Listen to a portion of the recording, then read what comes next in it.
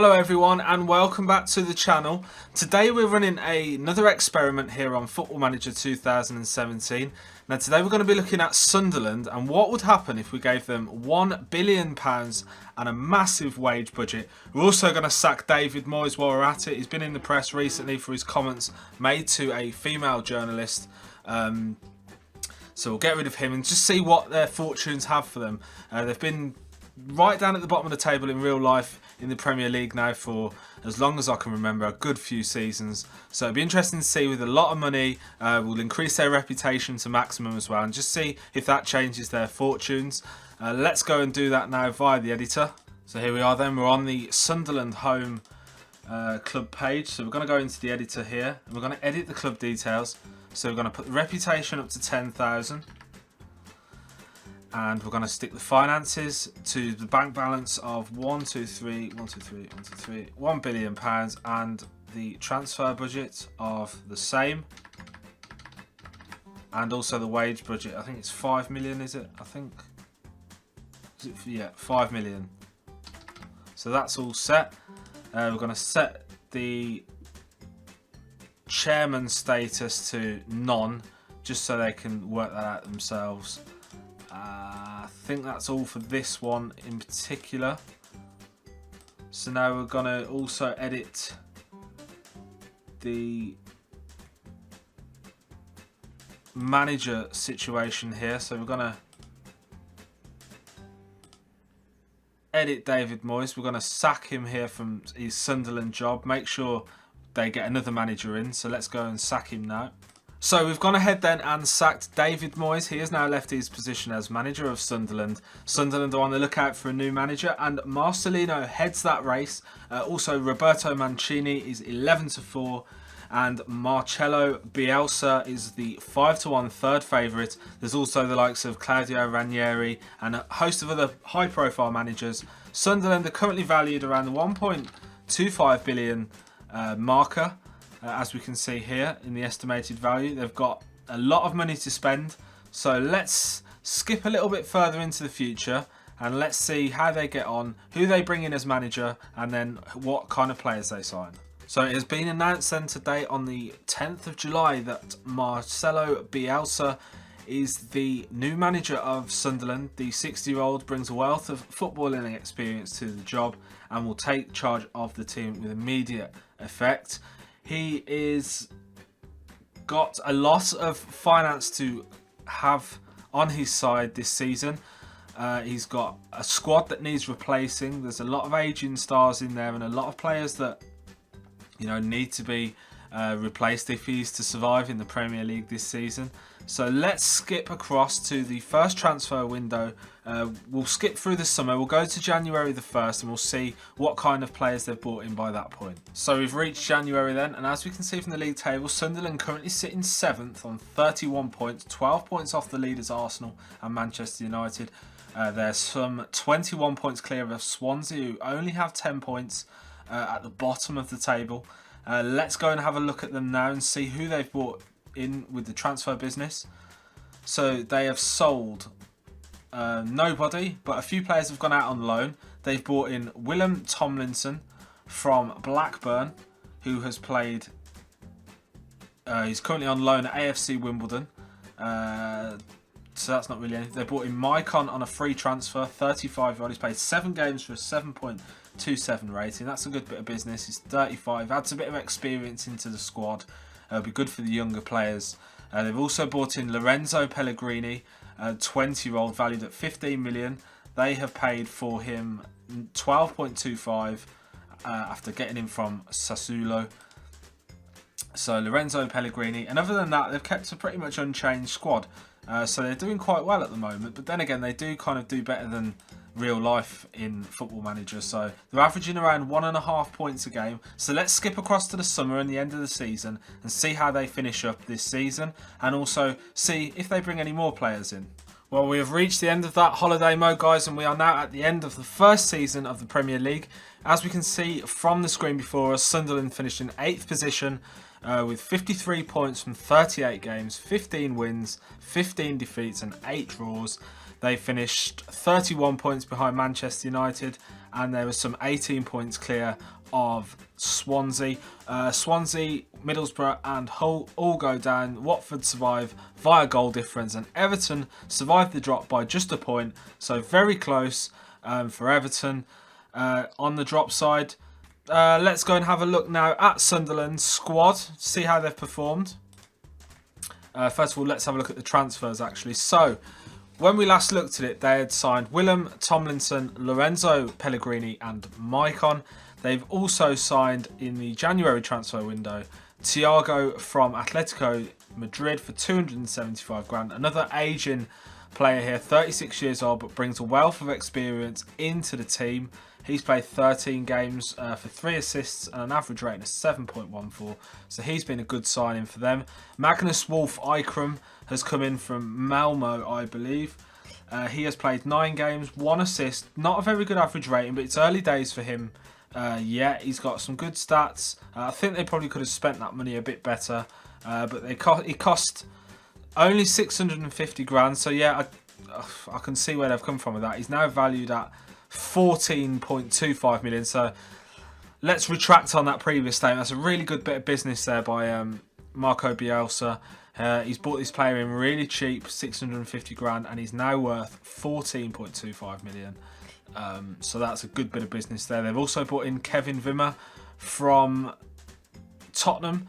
11.5 million with the potential to go up to 16 million. He's also valued at 22 million. So another really good bit of business there for Sunderland. 20 appearances so far, 7.06 average rating, 1 man of the match performance. And he's a nice, good young player that's going to be pivotal to the Sunderland defence. They brought in Ruud Vormer for 7 million with potential to add-ons of 8.75 million in total. He's now worth 9 million. He looks a very good squad player to have. Defensive midfielder / midfielder. Good work rate, good work ethic, good leadership, good determination. So he'd be kind of a good player that you'd want to bring in to tutor some of your younger players in the team. He's played 11 games since moving to Sunderland. He's adept in various different defensive midfield positions and playing styles. 6.72 rating, not great, but there's room for improvement there. And finally, for £1 million from Espanyol, they brought in Jose Manuel Jurado for £1 million, and he's fair enough, isn't he? Really, good first touch, good passing, good technique, good bit of flair. Decisions are decent, vision's good. 7 games so far, 6.36 average rating. Not very good return so far, but again, he's worth 3 million, so another shrewd bit of business there by the manager. Let's have a look at how they've got on towards the back end of the season. So, as we can see here, they've managed a 1-0 win over Manchester United. They've also managed to beat West Ham, Everton 3-0. They had quite a tough run into the end of the season there. They played Man United, Arsenal, Spurs and Liverpool in their last 5 games, losing all of them apart from the win over Everton. But they've beaten the smaller sides, the lesser sides. They've got a 3-2 win there over Liverpool, which is a good win for Sunderland. But yeah, I mean, I think first things first, I mean, it's apparent that they're struggling to score really. So I think they need to work on that. Jermaine Defoe, their top scorer in the league this season, with 7 goals from 32, but he is 34 years old, so they're going to have to look at replacing him in the near future. Barini, 5 goals from 9, has obviously been injured for a lot of the season. Victor Anichebe, 4 goals from 9, also 3 goals from Wahib Kaziri, 3 goals from Lorenzo Pellegrini, but he's more of a defensive option. So yeah, not a bad start for Sunderland. Let's skip across to next season and see if they improve or see if they bring in any other bodies. So let's skip to the end of next season. Let's forget the January transfer window this time around. Let's go straight through to next June and see what happens. Right then guys, we've advanced another year here. So we're in 2018, 1st of June.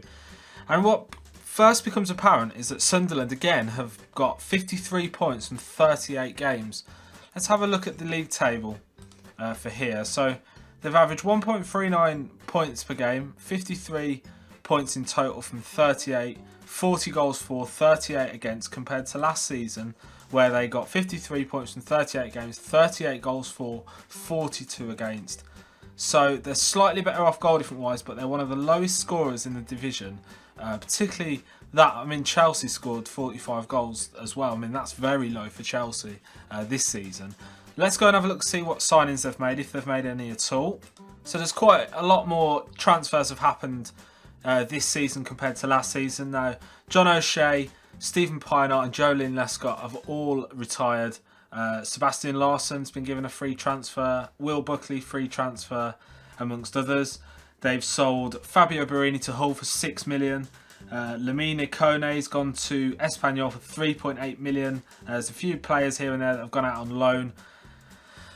Transfers in, they've bought Dani Ceballos from Real Hispales, currently valued at 19.75 million. Looks a good attacking player for Sunderland. Paid 8.75, which will rise to 12.25 after fees. But that's quite a good signing, I'd say. They've signed John Brooks from Hertha Berlin, a centre half. Good jumping reach, good strength, good pace. Tackling's decent as well. He's currently worth 16.75 million, so that's another good bit of business. He's played well since coming to Sunderland with a 7.32 average rating. They paid 7.5, going up to 9.25 after fees. Domagoj Vida has come in from Dynamo Kiev, a defender, right, left. Pretty versatile across the back line, and there's some really good stats in there. He's valued at 12.5 million. He's played 20 games in the league for them with a 6.91 average rating. They brought in Will Hughes from Derby for 18.25 million, which will increase to 25.5 million. Good stats, worth 26 million. 6.72 average rating. Not pulling up any trees at the moment, but he's only 23, so he's going to improve. He's one of the better English players on the game that I've seen. Manolo Gabbiadini from Southampton for 21.5 million, potential to rise to 35 million. Currently valued at 32.5 million. Looking quite good. 9 goals from 29 appearances, 4 assists, 3 man of the matches. Very decent signing again here by Marco Bielsa. They've signed Juan Fran from Coruna. Let's have a look at him. So he's now worth 10.25 million, and they signed him for 2.1 to potential 2.9 million. So that's a good bit of business there. Can play in the defensive wing back positions, midfield right, basically down that whole right flank. He's effective. He's played 16 games, hasn't got the best of ratings, but he's a decent squad player. Good acquisition there. They've also signed Borja Baston from Swansea for 12.25 million. Potential there to rise that to 17 million. Done alright so far. 10 goals in 20 appearances in the league for Sunderland. He's only going to improve at the age of 25. They've signed Fabian Delph from Manchester City for £6 million. £6 million. Now valued at 9.5. Played 14 games with 3 assists. Really good, solid defender. Really high work ethic. Will get the ball and maintain the ball on the side. And then we've also got Gary Cahill, who has come in from Chelsea for 1.8 million. Again, you know, he's getting a bit older now, but still really good purchase, valued at 2.7 million. So another good bit of business there from the manager.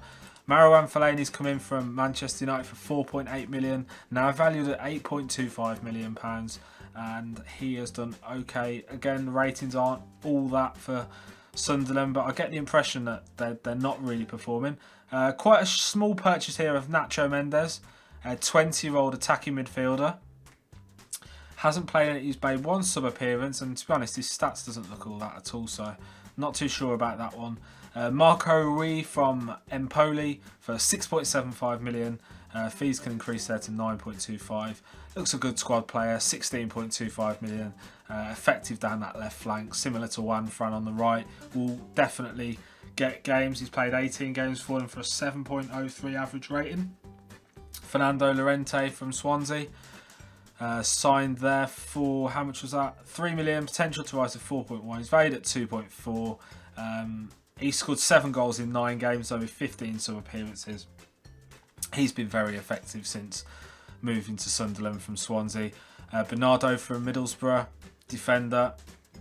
11.5 million valued at. Good average rating there of 7.61 in the league. One man of the match performance, 11.75 they purchased him from. They've also signed Callum Chambers from Arsenal for 22 million, potential to rise there to 35.5. I think that's a bit expensive, but again, he's one of the better English players in the game, and it's good to see English players in. He's got 7.42 average rating, a 85% tackle win rate, 7 man of the matches from 24 games. It's an excellent return. So maybe he's not all that expensive after all. Dennis Zakaria from Young Boys has come in. 21-year-old Swiss player. This guy looks really good. He's a defensive midfielder slash midfielder. He can play deep line playmaker, regista, defensive midfielder, ball winning midfielder, etc. He's got good stats, good concentration, good work rate, good strength, stamina. He's good in the air. So he's a good player, Dennis Zakaria. He's going to do well for them. 12 games so far. We've also got Ianis Haji, signed from Fiorentina, 19-year-old, now valued at 19.75 million, adept in all the attacking positions in midfield, attacking midfield positions. They signed him there for potential 7.75 million in the future, but for 2.75 to begin with. He's now worth nearly 20 million, so that's a good bit of business. They've signed Nathan Redmond from Southampton for 26 million, potential rising there to 37 million. He's now worth 31.5. He's played 29 games, 2 goals, 4 assists. Not a brilliant return that. I think he's a bit expensive for what he is, but he's got a good bit of pace about him. Decent first touch, can beat players, and he will do that. And you know, he will create goals for Sunderland. They've also brought in Yassine Brahimi from Guangzhou for £57 million. Now he's been vastly overpriced here, I'd say. I mean, he's got good stats, as you can see on the screen in front of me, but there's a lot better players out there for a lot less money, and he hasn't played great since he's come to Sunderland, so I think that's a bad bit of business there from his manager. Stipe Perica, 7.75 million for a 12.25 million potential fees. He's worth 9.5 million. He scored 3 goals in 7 games with 2 assists. Decent return, 6 goals in 3 in the FA Cup. He looks, at the age of 22, looks like he can improve for Sunderland. So it'd be interesting to see how he gets on in the future. They've brought in Aritz Elustondu from Leicester City. He's currently sat in the under-23s, valued at 10.25 million now. Fair decent stats. Teamwork 17, bravery 16, best stats of the lot, good strength, positioning is not too bad, marking and heading also. Squad player, played 13 games, you know, relatively okay for a centre half. Not gonna be anything special. Kenny Tete from Ajax for 12.75 million, potential rising to 18.75. Good defensive player. Very versatile in his stats. Looks like he could do okay for the next season. Still only 22 years of age, so he can certainly improve with experience. And finally, Owen Winyard from AZ Alkmaar for 1.8 million. Potential to rise there to £4 million. And he's 18. He's got a lot of improvement to come. Not sure if he's going to be worth the investment in the future, but we'll just have to wait and see. So let's have a quick look at the squad here. So we've got Jordan Pickford still in goal. We have got Callum Chambers, Kevin Wimmer at centre-back, Gary Cahill, the backup option, along with Kevin Brooks. You've got Marco Rui, left-back. They've got... who is their right-back? I can't see from here. Doesn't seem to be selected. Will Hughes and Thiago in midfield. Fairly decent. Gabadiani, 10 goals in 32 games. Borja Baston, 10 goals in 21 games. The pick of the scoring options, but again, they're struggling to score. There's not a hell of a lot of assists in there. I think they're going to need to have to improve. Let's have a quick look at their tactics. So they go with a basic 4-4-2 formation, it looks like throughout. Let's have a quick look at the schedule. See how they've got on. So they had a really good run here between the 6th of January and the 14th of March, but it just dropped away towards the end of the season. Defeats to West Brom and Manchester United, Liverpool and Man City in the FA Cup semi-final. But they did get a win over Chelsea there, 1-0, which is quite good. So we've seen the first couple of seasons here of Sunderland. Let's see what they're worth now. So they're now worth the best part of 319 million, so that the finances have gone down somewhat. They were nearly 2 billion at one point towards the start, so they're not worth as much as that now, so I think it's kind of averaging up again. So it'll be interesting to see how they get on in another 3 years time. So let's skip 5 years in total into the future. Let's see if they can improve on their league position where they finished last season, and see if they can get more points than they have in the last 2 years, and see how these players that they've signed as well can do for them. There's a few older players in there, but they've also got a few younger ones, some decent English youngsters too, so it's going to be quite interesting to see what way they go moving forward. So let's skip another 3 years into the future, come back and have a look at what's happened.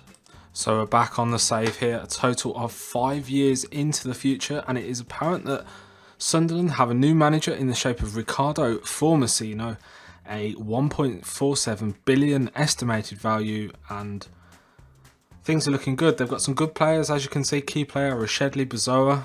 They've got Callum Chambers as the club captain.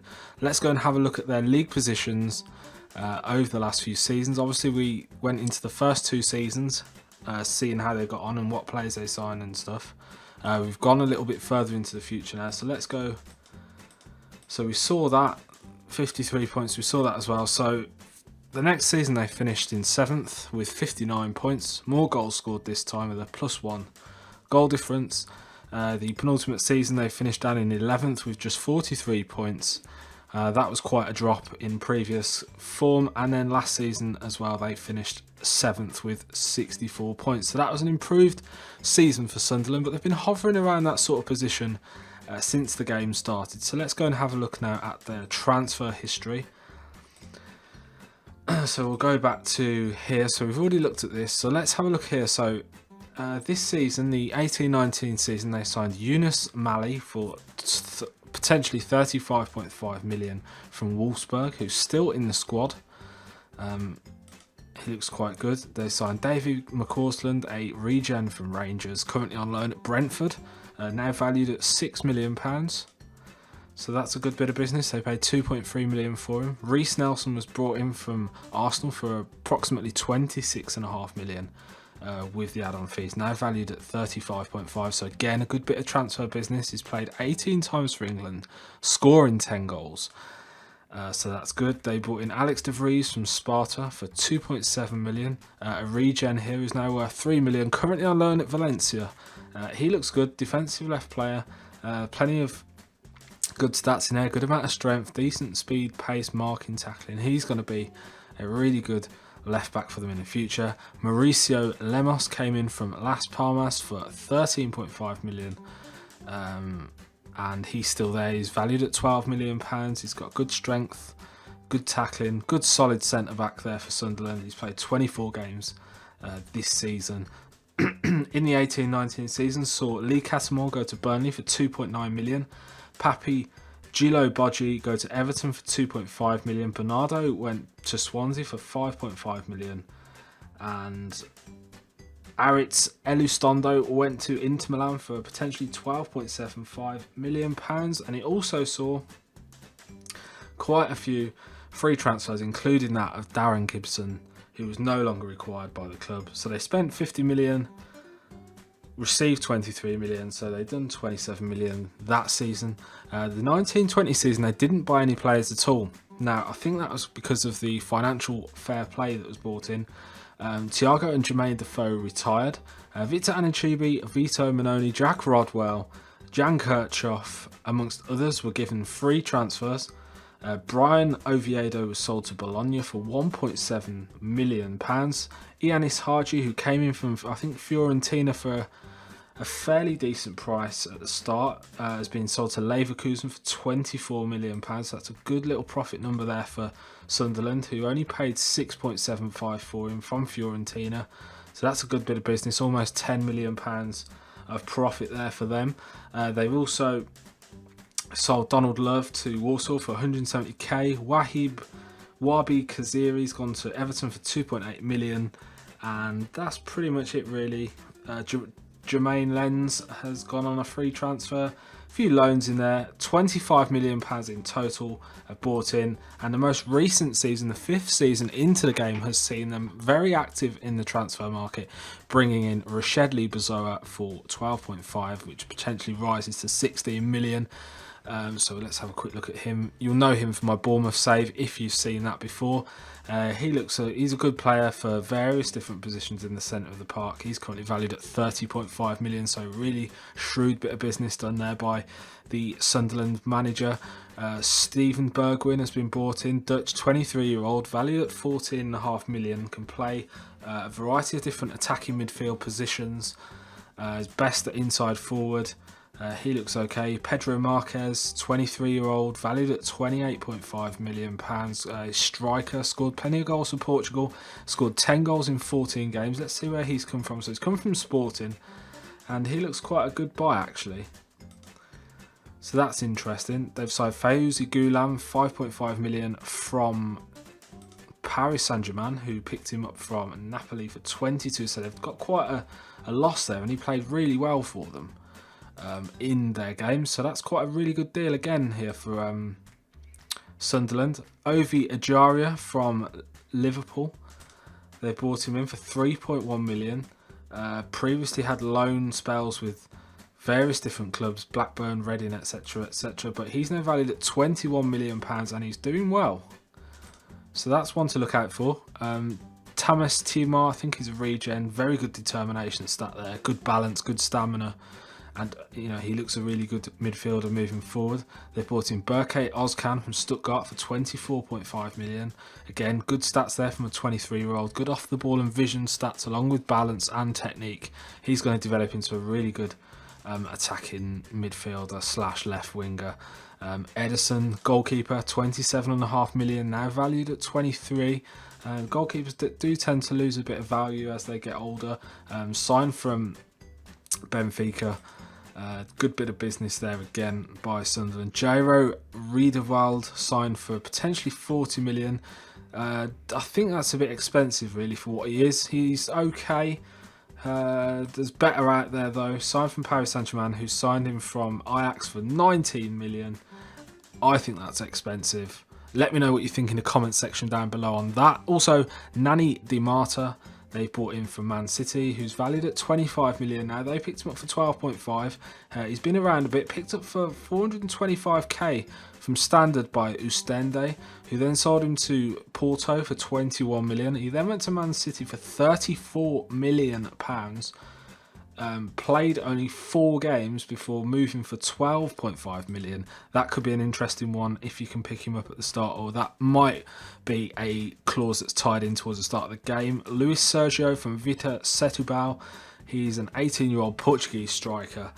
Looks to have really good stats here, so he's one to look out for on the save. And last but not least, Raheem Sterling, £15 million from Manchester City, valued at 25 million. And to be honest, I think there's better out there. So we'll look at the outgoings. So they've spent £152 million in their most recent transfer season.